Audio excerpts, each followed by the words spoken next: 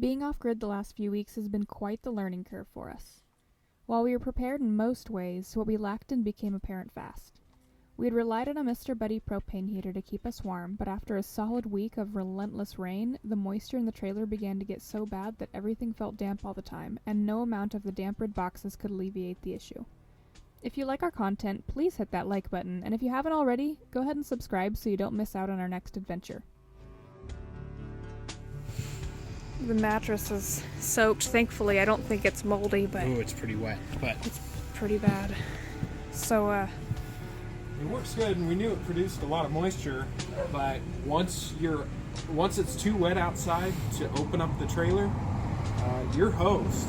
I mean, I was able to open up the trailer for a couple weeks every day, and that works really well because you can turn the fans on, open it up, everything dries out pretty good. But I mean, this is only about a week of the trailer having to be closed. It just started raining a week ago, so it's not like we're talking a ton of time here that this thing has been closed up. So this is about 1 week's worth of closed up Mr. Buddy. After some brainstorming, we came up with the ideas to fix the issue, including a complete revamp of our living quarters and a better solution to keeping warm.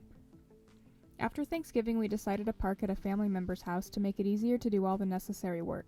We began with removing all of our belongings and proceeded to get a deep cleaning of the trailer done to get rid of any of the mold.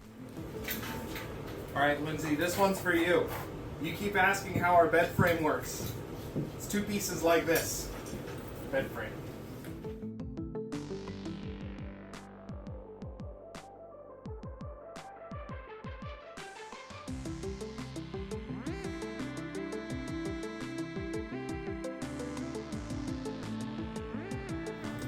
Alright, here's the culprit. This is what is causing all of our indoor mold issues to date. So, this heater sucks. They heat up really quick, however, the biggest issue is that they produce so much moisture. I've heard it's anywhere from like 2 pints to 3 pints for every pound of propane burned. So that's going to be every 3 hours or so. This thing's putting out around 2 pints of moisture into the air. As we began pulling belongings from under the bed, we also came to a realization that much of this stuff was leftover wants and not exactly needs from when we lived hooked up to electricity all the time at a park. No matter how you look at it, we were due to start from scratch.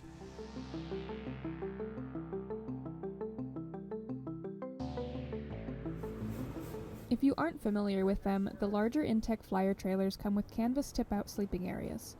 We choose to not use them most of the time for both temperature control and security. They have not been open in about 6 months or so, so this was a perfect opportunity to open them up and inspect the canvas for any mold or other damage. After fully cleaning the trailer, it was time to begin construction. We are building a loft bed to help us maximize the amount of living space in our small trailer, as well as keeping more stuff off of the floor to help us control the moisture.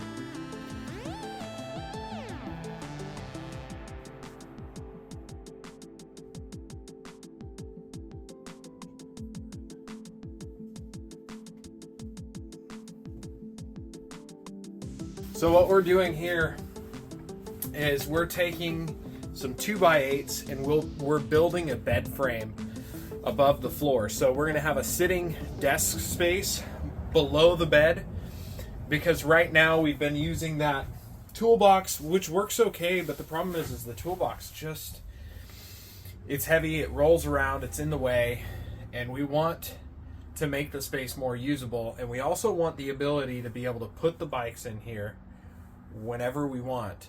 These are tied in to the factory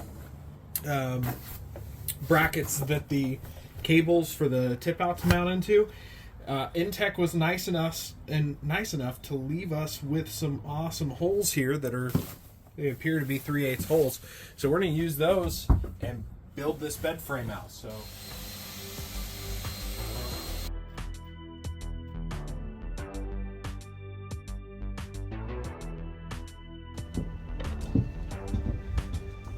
And with my chunky self hanging off of these, it's not flexing. So nice and snug,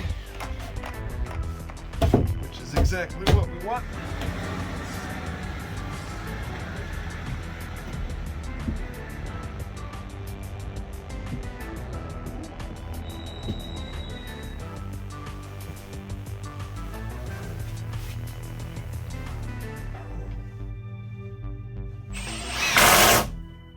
Once all the 2x8 beams were installed, we began to cut down the 2x4s.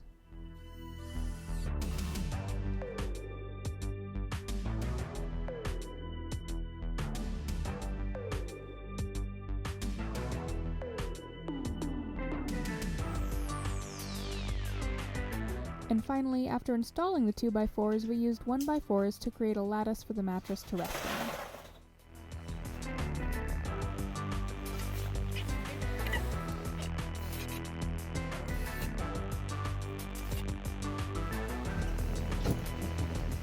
After all this was said and done, the original placement of the loft was a little bit too high, so Taylor built a drop-down out of angle iron to lower the frame by 8 inches, that way it wasn't so claustrophobic to sleep on. Everyone your new hammock.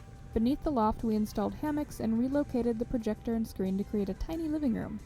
I'll post a link below to our most updated trailer tour video to show more on the layout that we created.